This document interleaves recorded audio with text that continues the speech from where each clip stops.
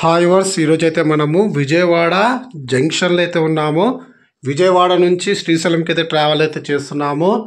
Garib Rath super fast express ట్రైన్లో train number 22883. ఈ train ప్రతి శనివారం మాత్రమే అవైలబుల్గా ఉంటుంది. ఉదయం తెల్లవారుజామున 5:05 కానీ ట్రైన్ కొన్ని టెక్నికల్ ఇష్యూస్ వలన మరి ఏ ఇష్యూస్ వల్ల తెలియదు కానీ 5:05 చేరుకోవాల్సిన ట్రైను ఉదయం 7 గంటలకైతే చేరుకుంది. ఇదే మనం ప్రయాణించే గరీబ్ రథ్ ఎక్స్ప్రెస్. గరీబ్ రథ్ని ఈజీగా గుర్తుపట్టచ్చు, ఆ కలర్లో ఉండేటివన్నీ కూడా గరీబ్ రథ్ ఎక్స్ప్రెస్సే. ఈ ట్రైన్ ఎక్కడి నుంచి స్టార్ట్ అవుతుందంటే శుక్రవారము మధ్యాహ్నం 3:15 పూరిలో స్టార్ట్ అవుతుంది.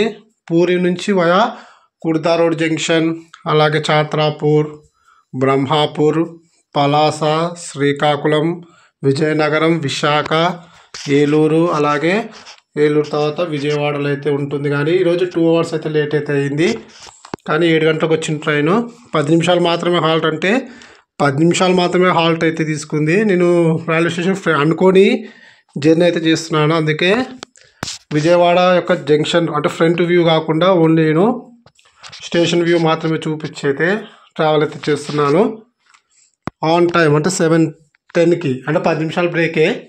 ఆన్ టైం అంటే 5:15 తెల్లవారుజామున బయలుదేరాల్సిన ట్రైను 7:10 అయితే బయలుదేరుతుంది. నియర్లీ మనకు 2 అవర్స్ అయితే ట్రైన్ అయితే డిలే అయితే అయ్యింది.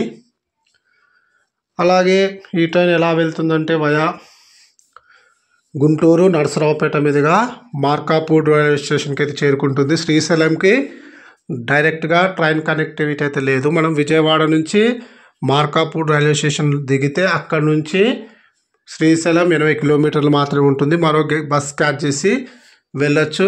మీరు డైరెక్ట్గా విజయవాడ శ్రీశైలం వెళ్తే హెవీ అమౌంట్ అవుతుంది కాబట్టి మార్కాపూర్ రోడ్ రైల్వే స్టేషన్కి దిగండి.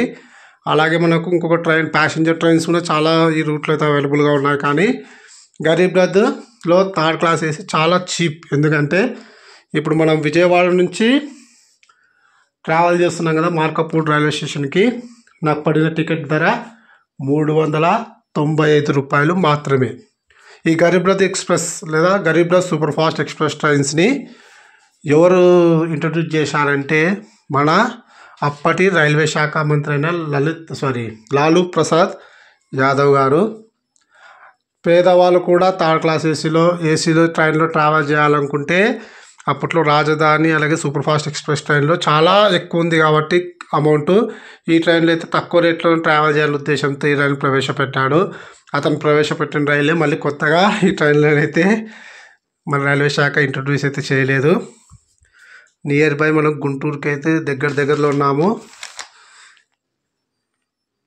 ఈ ట్రైన్స్ యొక్క స్పెషాలిటీ ఏమంటే హై పీరియాడిటీ ట్రైన్స్. ఇవి కూడా అంటే మన passenger trains normal express super ఫాస్ట్ల కంటే హై పీరియాడిటీ ఉంటుంది.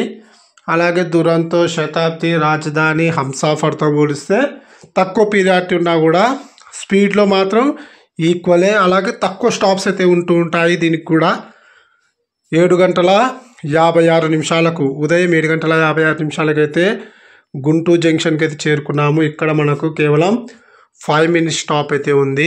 ఆ రన్నింగ్ కొంచెం ముందే దిగేసిన కాబట్టి ఫస్ట్ ప్లాట్ఫామ్కి వచ్చింది.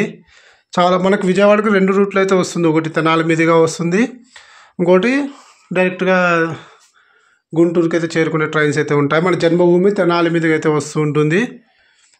7:56 చేరుకున్న ట్రైను తిరిగి 8:10 అయితే గుంటూరు జంక్షన్ నుంచి అయితే బయలుదేరుతుంది. గుంటూరు నుంచి ప్రతిరోజు ఉదయం 6 గంటలకు కర్నూలు మీదుగా మనకు సికింద్రాబాద్ వెళ్ళే ఎక్స్ప్రెస్ ట్రైన్ అవుతుంది. పేరుకి ఎక్స్ప్రెస్ కానీ అన్ని చోట్ల అవుతుంది. అది కూడా గుంటూరు జంక్షన్ చాలా పెద్దది. మనము స్టేషన్ బయటకు వెళ్ళాలంటే అండర్ గ్రౌండ్లో నడుచుకుంటూ వెళ్ళాలి.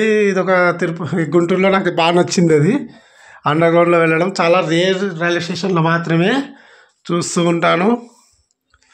నెక్స్ట్ స్టాప్ మనకు నరసరావుపేట.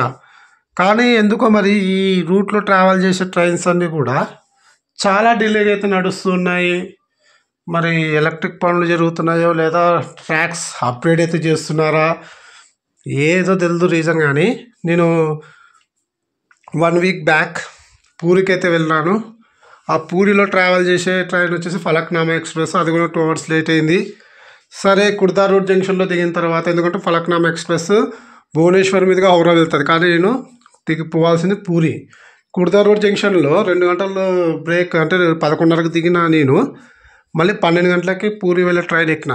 దాని యొక్క యాక్చువల్ టైం అర్ధరాత్రి 2 గంటలకి చేరుకోవాల్సిన ట్రైను 8 గంటలు 10 గంటలు డిలే అయింది ఒకేసారి.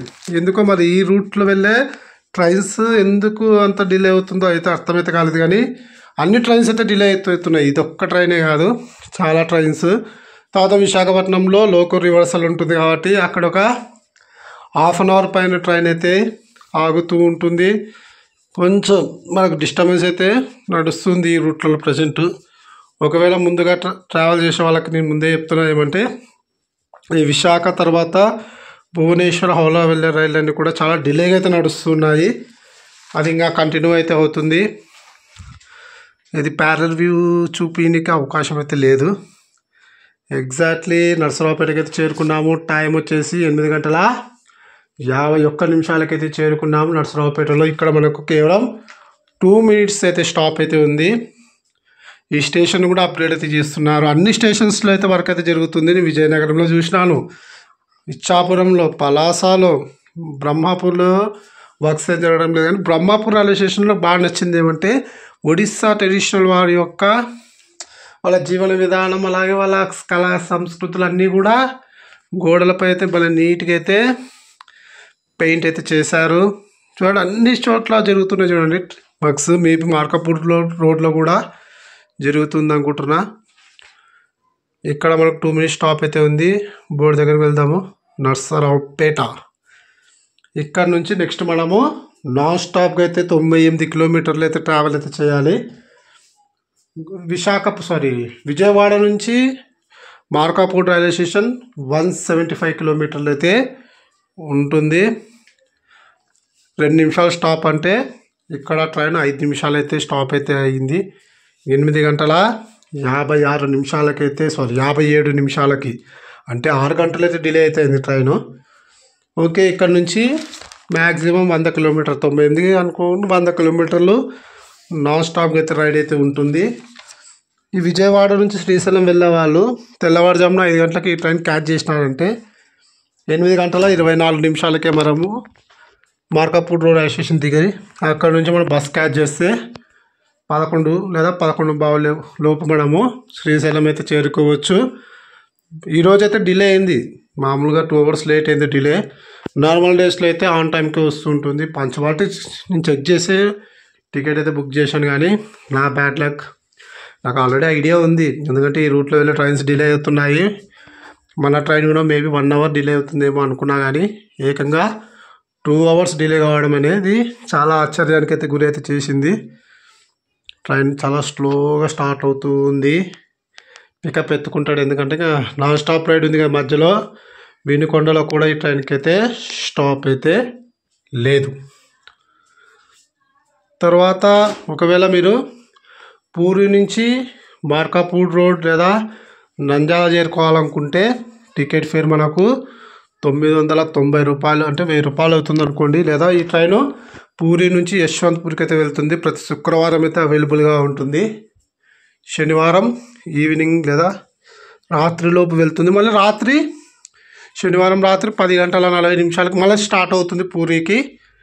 నంద్యాలలో ఉదయం 7 గంటలకు, అలాగే విజయవాడ 11 గంటలకైతే ఉండొచ్చు మేబీ. అలా అవకాశం అయితే ఉంటుంది. తక్కువ ఖర్చులో పూరి వెళ్ళాలనుకునే వాళ్ళకి ఈ ట్రైన్ బెస్ట్ ఆప్షన్గా అయితే నేను చెప్తున్నాను. 98 kilometers నాన్ స్టాప్ రైడ్ తర్వాత, అంటే మధ్యలో వినకుండా కూడా ఆగలేదని చెప్పినా కదా, 10:16 మనము మార్కాపూర్ రోడ్ రైల్వే స్టేషన్కి అయితే చేరుకున్నాము. ఆన్ టైం అంటే మనకు 8:24 చేరుకోవాల్సిన ట్రైను డిలే అయితే అయ్యింది 2 hours. అలాగే ఇక్కడ నుంచి మీరు ఆటో క్యాచ్ చేసి మార్కాపూర్ బస్ స్టాండ్కి అయితే చేరుకొని అక్కడ నుంచి శ్రీశైలం 81 kilometers అయితే ఉంటుంది. దోర్నాల వరకు మామూలు రోడ్డే. దోర్నాల నుంచి ఘాట్ రోడ్ అయితే మొదలవుతుంది. 40 kilometers ఘాట్ రోడ్లో ఎక్కువగా టర్నింగ్స్ ఉంటాయి కాబట్టి హెల్త్ ఇష్యూస్ ఉన్న వాళ్ళు ప్రికాషన్స్ ముందుగానే రెడీ చేసుకొని ట్రావెల్ చేయడమే బెటర్. ఈ స్టేషన్ని కూడా అప్గ్రేడ్ అయితే చేస్తున్నారు కాబట్టి చాలా వర్క్స్ అయితే నడుస్తూ ఉన్నాయి. ఈ వీడియో వస్తే ఖచ్చితంగా లైక్ అయితే చేయండి. ఏమైనా మిస్టేక్స్ చెప్పుంటే ఖచ్చితంగా కామెంట్ సెక్షన్లో తెలియజేయగలరని ఆశిస్తున్నాను. Thanks for watching my video.